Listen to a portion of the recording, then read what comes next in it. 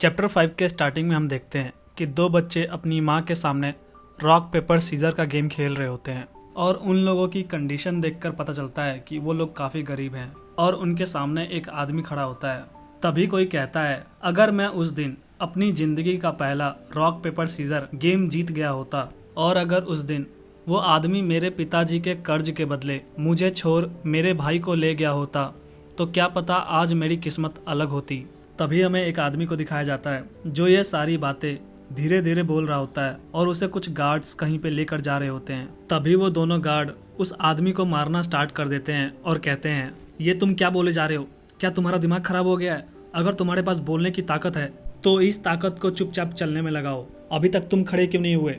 अगर तुम खड़े नहीं हुए तो मैं तुम्हें यहीं पे पीट पीट कर तुम्हारा ग्रेवयार्ड बना दूंगा। तभी उन दोनों गार्ड का बॉस पानी पीते हुए कहता है, बस करो तुम दोनों, वैसे भी हम इसको एग्जीक्यूट करने के लिए लेकर जा रहे हैं, लेकिन मैं ये नहीं चाहता कि तुम दोनों इसको पीट पीट कर यहीं पर मार दो।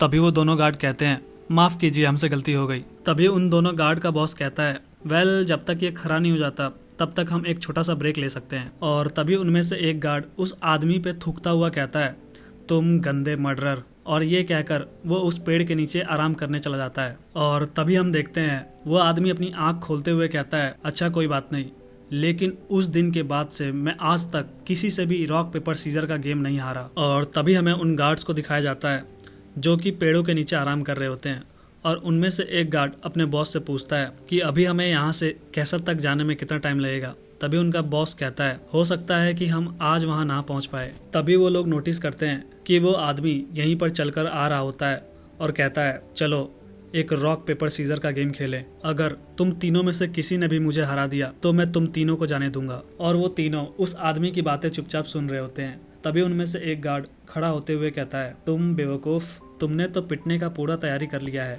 और फिर हम देखते हैं वो गार्ड उस आदमी की तरफ आते हुए कहता है, लेट्स सी, चलना तो तुम्हें है, इसका मतलब तुम्हारा पैर नहीं, तुम्हारा हाथ काटूंगा। और जैसे ही उसने ये बात खत्म की, ऊपर से एक चैन आया और उसके पूरे मुंह में बंध गया और तभी उसको किसी ने ऊपर खींच लिया। और जैसे ही वो लोग ऊपर देखते हैं तब उनको पता चलता है कि पहले से ही कई सारे लोग इस पेड़ के ऊपर छिपकर बैठे हुए हैं। और हमें पता चलता है कि ये सारे लोग उसी आदमी के साथ होते हैं। और जितने भी लोग उस आदमी के साथ थे उनमें से एक उस आदमी का हथकड़ी खोलते हुए कहता है, आपको इतना लंबा वेट करना पड़ा, इसके लिए मैं माफी मांगता हूँ। तभी वो आदमी कहता है, मेरे लिए सिर्फ 3 गार्ड, क्या इन्हें पता नहीं था कि ये लोग किसको लेकर जा रहे हैं? ये काम मैं खुद भी कर सकता था। और तभी हम देखते हैं कि उस आदमी के साथियों ने उन गार्ड्स को पकड़ लिया होता है। और तभी वो आदमी उस गार्ड के पास जाते हुए कहता है, ओह नो, अब मैं तुम तीनों को बचा नहीं सकता, या फिर बचा सकता हूँ, मैं तुम्हें अभी भी जाने दूंगा।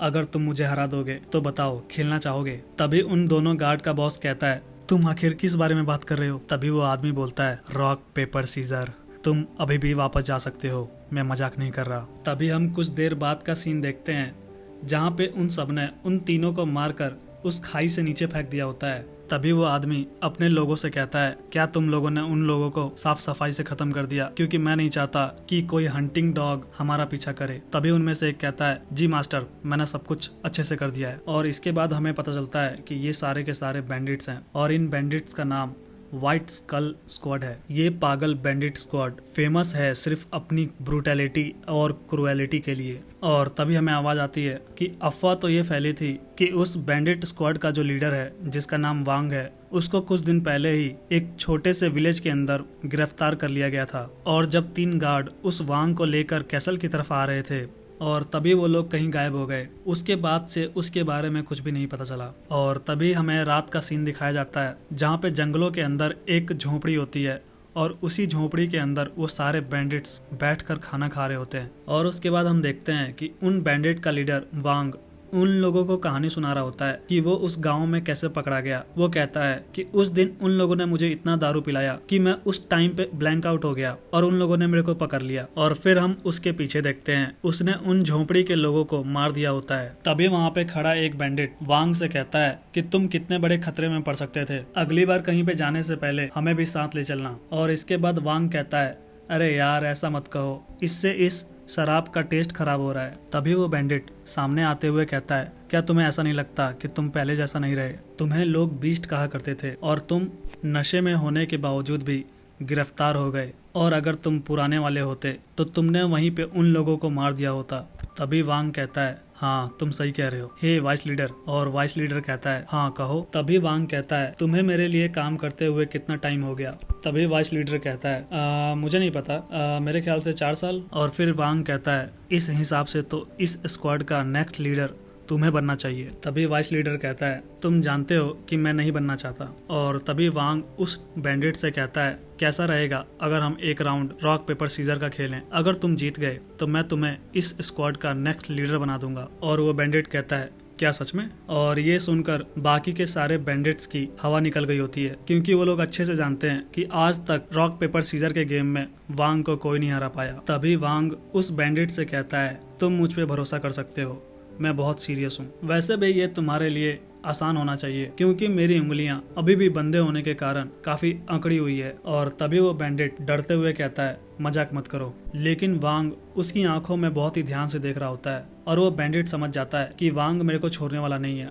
और वो जैसे ही अपना तलवार निकालने जाता है, लेकिन वांग ने उसकी तलवार उससे पहले निकाल ली होती है, और उसको उसी की तलवार से कई टुकड़ों में बांट देता है और कहता है, तलवार बुरी नहीं है। और फिर वो बैंडिट कहता है, ये तुमने कब किया? और ये कहने के बाद ही उसकी बॉडी कई टुकड़ों में कटकर नीचे गिर जाती है। और वांग उस तलवार को नीचे रखते हुए उन बैंडिट से पूछता है, क्या तुम लोगों ने उस आदमी को ढूंढ लिया? वो यहीं कहीं येलो ड्रैगन माउंटेन के पास रहता है, और वो एक रईस खानदान का बीमार वारिस बनने का नाटक कर रहा है। वो येलो ड्रैगन माउंटेन यहाँ से ज्यादा दूर नहीं है। उसने हमारा सोना चोरी कर लिया, और वो यहाँ पर आकर आराम की जिंदगी जी रहा है। और ये कहने के बाद वांग उस बाउल को अपने हाथों से मसल देता है और कहता है, अरे यार अब तो पीने का मन भी नहीं कर रहा। कौन मेरे साथ रॉक पेपर सीजर खेलेगा? अगर कोई मेरे से जीत गया तो मैं उसको वाइस लीडर बना दूंगा।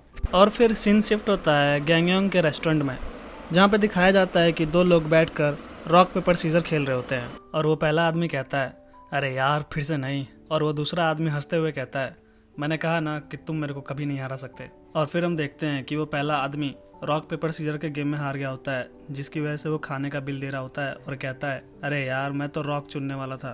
तभी दूसरा आदमी दांत खुजाते हुए कहता है, अगर तुम रॉक चुनते तो मैं पेपर चुनता। और वो दोनों जाते हुए बात करते हैं, जिसमें दूसरा आदमी कहता है, अगर तुम्हें भी मार्शल आर्टिस्ट आता होता तो तुम भी आज जीत सकते थे। तभी पहला आदमी कहता है, मार्शल आर्टिस्ट? कुछ भी मत बोलो, रॉक पेपर सीजर में मार्शल आर्टिस्ट कहाँ से आ गया? तभी दूसरा आदमी कहता है, ऑफ कोर्स मार्शल आर्ट का इसके अंदर एक रोल है। रॉक पेपर सीजर का जो रिजल्ट है एक पल में तय हो जाता है। एक बार जो फेंकने का फैसला कर लिया उसे बदलना लगभग नामुमकिन होता है। इसलिए हर बार पक्का जीतने के लिए तुम्हें सामने वाले की चाल को बिल्कुल सही पढ़ना आना चाहिए, और हाँ साथ ही हालात के मुताबिक खुद को ढालना भी आना चाहिए। और तभी गैंगयोंग को दिखाया जाता है, जो खाने की डिलीवरी लेकर निकल रहा होता है और कहता है, मैं आता हूँ थोड़ी देर में। तभी एरिन की माँ पीछे से कहती है, ये जरूर मिस्टर नाम होंगे जिन्होंने इतनी सारी डम्पलिंग्स ऑर्डर की है। वो जो एक नोबल फैमिली का वंशज है और जो हमेशा घर पर ही आराम कर रहा होता है। मैंने उसका चेहरा कभी नहीं देखा, क्योंकि वो कभी घर से बाहर ही नहीं निकलता। मुझे बस अंदर जाकर देख लेना चाहिए कि वो कौन है। तभी एरिन कहती है, माँ आप उस आदमी को देखने के लिए इतनी उत्सुक क्यों हैं? वो बीमार है। तभी उसकी माँ कहती है, जब ताजे मुर्गे से मन भर जाता है तो कुछ बूढ़े और बीमार मुर्गों का स्वाद चखने का मन करता है, एक खास स्वाद के लिए। तभी एरिन कहती है, माँ बीमार मुर्गों को कौन खाता है? उसमें क्या खास स्वाद होगा? तभी उसकी माँ कहती है, अरे मैं तो यूं ही कह रही थी, इतना सीरियसली मत लो। तभी हमें गैंगयोंग को दिखाया जाता है, जो पहाड़ों के बीच दौड़ता हुआ उस खाने को डिलीवरी करने जा रहा होता है। और हम देखते हैं उसी रास्ते में आगे वो बैंडिट्स खड़े होते हैं, और उनमें से एक कहता है, यहाँ पर कोई दौड़ता हुआ आ रहा है। तभी दूसरा बैंडिट हंसते हुए कहता है, ये तो अच्छा है, क्या हमें इसी से आगे का रास्ता पूछना चाहिए? और फिर वो गैंगयोंग को रोक देता है और कहता है, ये स्मेल, कहीं ये मीट की तो स्मेल नहीं है? तभी वो बैंडिट गैंगयोंग का सामान चेक करते हुए कहते हैं, क्या ये मीट है? तभी दूसरा कहता है, नहीं, देखने से तो ये डम्पलिंग्स लग रहे हैं। तभी तीसरा कहता है, ए बच्चे, इसको यहीं पे छोड़ जाओ ताकि हम इसको खा सकें। तभी गैंगयोंग कहता है, क्या? लेकिन आई एम सॉरी, ये आपके लिए नहीं है। तभी वो बैंडिट गैंगयोंग से कहता है, क्या कहा तुमने? क्या तुमने अभी ना कहा? क्या तुम्हारे पास दिमाग भी है? तुम जानते भी हो कि हम लोग कौन है? तभी उन बैंडिट्स का लीडर वांग आते हुए कहता है, हे लिटिल मैन, हाँ तुम, लगता है तुम्हारे पास काफी ज्यादा हिम्मत है। ऑफ कोर्स तुम्हारे पास हिम्मत होना भी चाहिए। क्योंकि तुम्हारे पास इसको डिलीवर करने का रिस्पॉन्सिबिलिटी भी जो है। लेकिन हम काफ़ी देर से भूखे हैं, तो क्या हम इस चीज़ को रॉक पेपर सीजर के गेम से डिसाइड कर सकते हैं? तभी गैंगोंग कहता है, अगर मैं जीत गया तो क्या मैं जा सकता हूँ? तभी वो वांग कहता है, हाँ हाँ बिल्कुल। और फिर वांग कहता है, अगर तुम हारे तो मैं डम्पलिंग्स तो लूँगा ही लूँगा और एक तुम्हारा हाथ भी ले लूँगा। और तभी रॉक पेपर सीजर का गेम स्टार्ट होता है और हम देखते हैं इसमें अपना गैंगयोंग जीत गया होता है। और फिर गैंगयोंग कहता है, मेरे को देर हो रही है इसलिए मैं जा रहा हूँ, बाय गाइस। और ये कहते हुए वहां से चला जाता है। और वो सारे के सारे बैंडिट्स चौंक कर खड़े हो गए होते हैं, क्योंकि उनके लीडर को आज तक रॉक पेपर सीजर के गेम में कोई नहीं हरा पाया। ये पहली बार था जो किसी ने उनके लीडर को हराया था। और इस चीज से वांग बहुत ही ज्यादा गुस्सा हो गया होता है और गुस्से में कहता है, जाओ जाओ जल्दी से पकड़ लाओ उसे।